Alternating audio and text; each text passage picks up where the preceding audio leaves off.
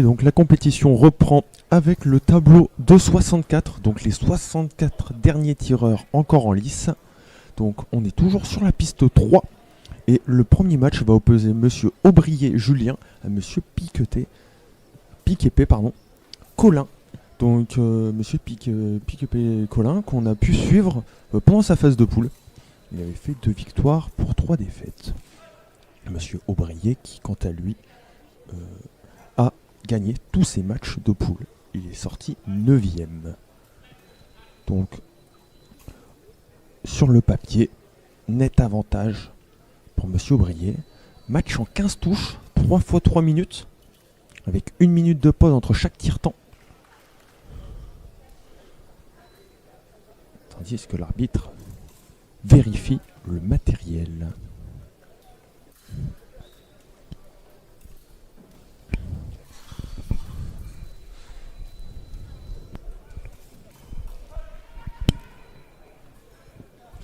Les 2 tireurs qui testent leur coquille pour vérifier qu'elle soit bien isolée. Et le match va pouvoir commencer. Les 2 tireurs qui vont revenir à leur ligne de mise en garde, qui se saluent. Et l'arbitre va pouvoir lancer le match. C'est parti. Les 2 tireurs qui se battent pour l'instant pour le milieu de piste. Finalement le tir de droite qui va concéder un petit peu de terrain.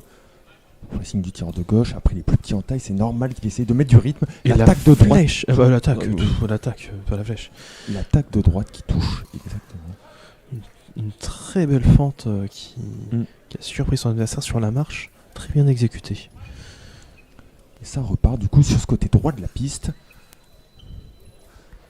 Monsieur Aubrier pour l'instant. Le tireur de droite qui profite de sa taille pour forcer le tireur de gauche à essayer de casser la distance et le punir lorsque celui-ci s'approche un peu trop.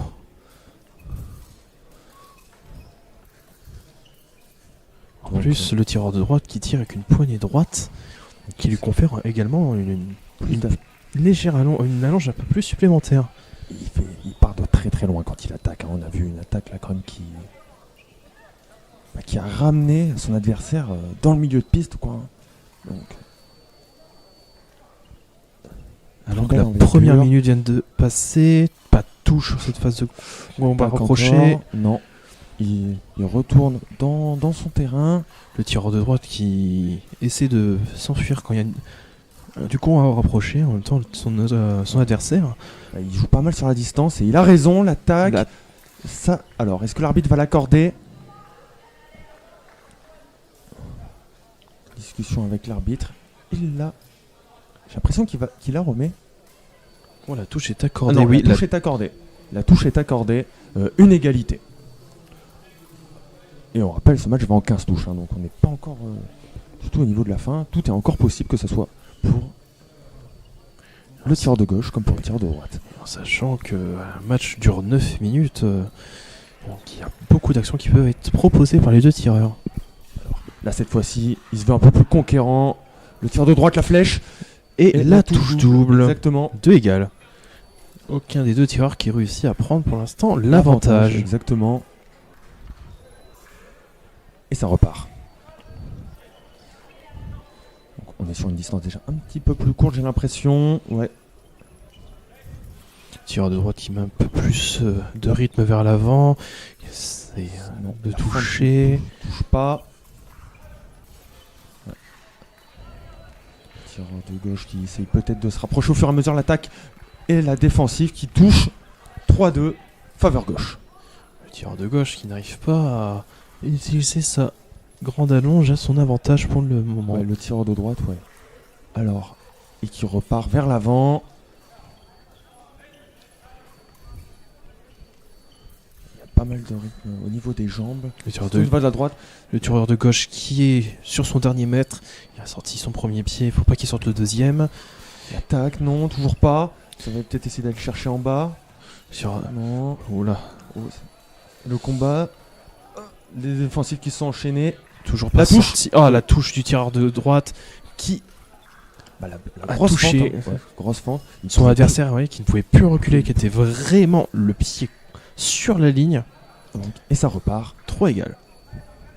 Donc, peu moins offensif sur le pressing maintenant qu'il est remonté. Non, Il reste 20 secondes sur ce premier tiers-temps. Deux tirs qui sont égalité. Est-ce qu'il va y avoir quelqu'un qui va prendre l'avantage?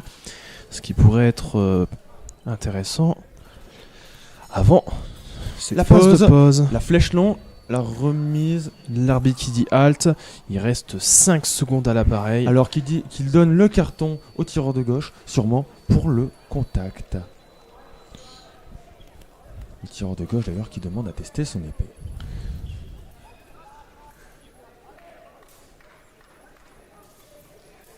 L'arbitre qui vérifie que tous les branchements sont bons.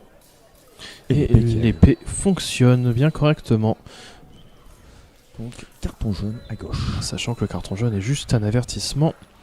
Mais s'il en a un deuxième, ça sera carton rouge et point pour l'adversaire. Et le premier peut-être tiers-temps, avant la pause. le Non, tiers-temps halt. qui finit juste avant. Alors, Pas de touche. 3 égalités, 1 minute de pause. Moment important pour les tireurs, puisque c'est l'occasion pour les coachs de donner leurs consignes. Et les deux tireurs qui vont pouvoir souffler un petit peu, se réhydrater et essayer de voir qu'est-ce qui ne fonctionnait pas. Est-ce qu'on va voir un peu de changement à l'issue de cette minute de pause? Sachant qu'il reste déjà que 30 secondes.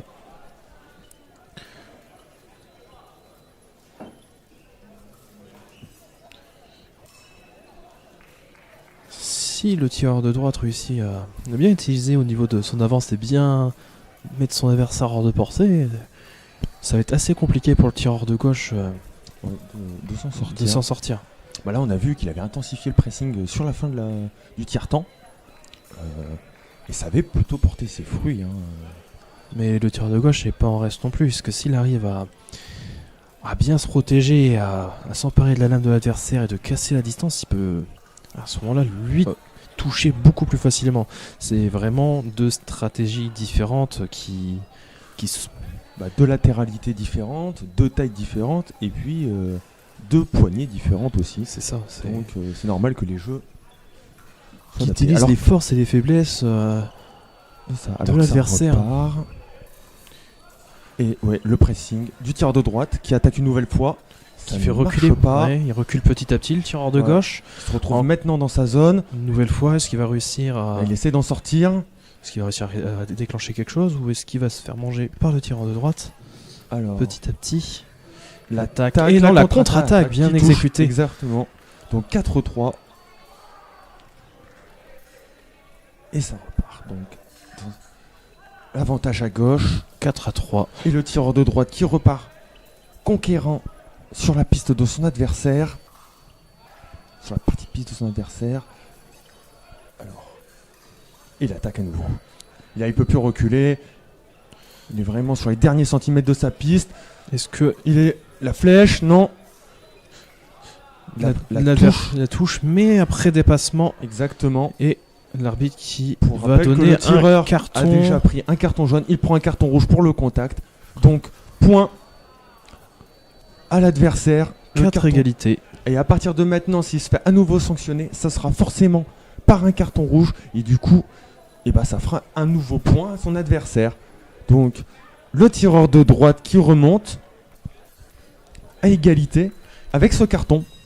Parce qu'il a forcé l'adversaire à être dans une faute. position inconfortable dans ses 2 mètres. Et il le repousse. Et ça retourne dans cette zone. L'attaque non. Une nouvelle attaque. Hein. Bien exécuté Ouais. sur la marche de l'adversaire, sur la préparation vers l'avant. La contre-attaque. L'attaque sur la préparation plutôt. 5-4. Exactement. Et ça repart à nouveau vers l'avant. On a tenté sous la main là, ça n'a pas fonctionné. Avec la longe qu'il a, c'est normal de tenter les avancées, surtout avec sa poignée droite. Et l'attaque sur le retour en garde qui fonctionne. et qui touche directement sur le tronc. 6-4. Et le tireur de gauche qui pensait qu'il avait touché en dehors de la piste. Donc 6-4, il prend l'avantage. Et la flèche du tireur de gauche sur la marche qui touche directement. Le score est Exactement. de 6-5. Exactement, là il est peut-être dans son intérêt de ne plus le laisser progresser. Parce qu'il a mis les 2 dernières touches en le poussant. dans son côté de piste. Et là, on y retourne, hein, j'ai l'impression. Hein. Petit à petit, voilà exactement. Le tir de droite qui est en train de le pousser, le tir de gauche qui ne veut pas forcément reculer. Il ne faut pas céder trop de terrain trop vite. Faut pas que le tir de gauche retourne dans ses 2 mètres, sinon ça va être très compliqué pour lui. S'il se fait pousser jusqu'à la sortie de sa piste, c'est là où on voit où le tireur de gauche a un peu plus de mal. Donc, on grappille petit à petit le terrain. On fait des changements de rythme. L'attaque non. L'attaque de l'autre côté qui touche. Le tireur de gauche qui n'a plus assez d'espace pour reculer et du coup qui se fait avoir par l'adversaire. 7-5. Et le combat continue alors qu'il reste 1 minute dans ce deuxième tiers-temps. Et on repart vers l'avant pour Monsieur Aubrier. Mais de touche, l'attaque et la contre-attaque de gauche, exactement. Bien exécuté au niveau de la saignée. 7-6. Le match n'est pas terminé. Aucun des deux n'arrive vraiment à prendre beaucoup l'avantage. Exactement. De toucher quand même assez peu. Le pressing, encore conquérant. Dans ce côté de piste. Et l'attaque qui tout de suite. Grosse fente. Hein. Vraiment des très grandes fentes. Il utilise bien son allonge. Il utilise bien sa taille. Il y a une bonne explosivité au niveau des attaques. Donc il agrandit un peu cet écart. Plus que 25 secondes. Terminé. Ouais, 25 secondes pour ce tir-temps. Et la flèche. Tireur de gauche qui n'a pas réussi à forcer une touche double. Le score est de 8-7.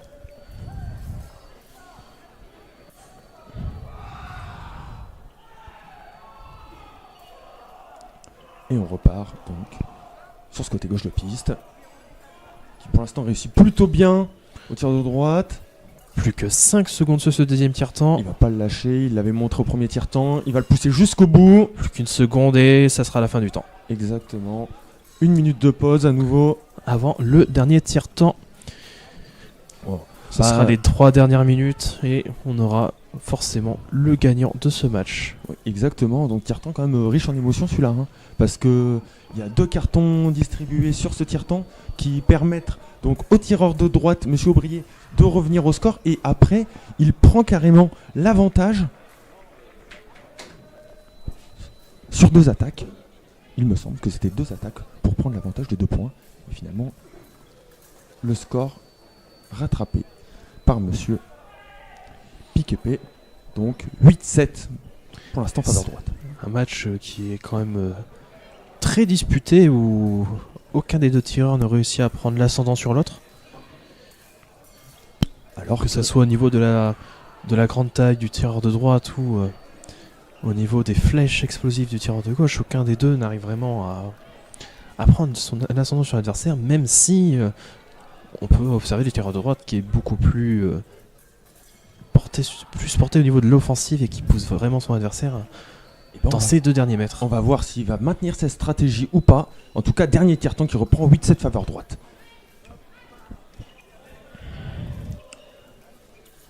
Et là, on reste plutôt vers le milieu de pièce. Les 2 tireurs ne veulent pas céder de terrain. Ils essaient de grappiller. Et finalement, Monsieur Aubrier qui commence encore une nouvelle fois à conquérir le terrain de son adversaire. Les distances qui se raccourcissent un petit peu. Le tireur de gauche qui ne se laisse pas faire, les qui recule qui moins, commence à tourner au niveau quoique. des coquilles. Ouais, l'attaque qui ne touche pas. Et il atteint ses 2 derniers mètres. Une situation qui est plus favorable depuis le début du match au tireur de droite et la flèche non contre-attaque. Exactement, donc on avait bien senti situation favorable dans ce cas de figure-là, au tir de droite. Score de 9-7. Donc il reprend cet avantage et du coup cet écart de 2 points. Peut-être que le premier tireur atteignant les 10 points. C'est 15. Ah oui, le premier tireur qui a atteint les 10 points aura l'ascendant au niveau de ce match, au niveau du mental. Ah oui. Et l'attaque tout de suite du tireur de droite. Le tireur de gauche qui n'a pas pu reculer. 3 touches d'avance. 10-7. Ça va être compliqué mentalement pour le tireur de gauche qui va devoir se mettre là, beaucoup plus en danger. C'est ça, là faut remonter, mais le tireur de droite qui maintient ce pressing, ce qui est normal puisque ça lui réussit là. Hein. Ça lui réussit. Là le tireur de gauche, le problème c'est qu'il va falloir y aller un moment. Ah, l'attaque de droite.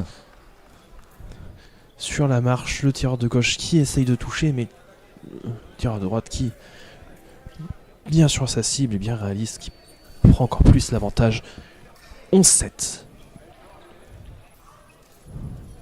C'est parti. Et on repart dans ce côté gauche de piste.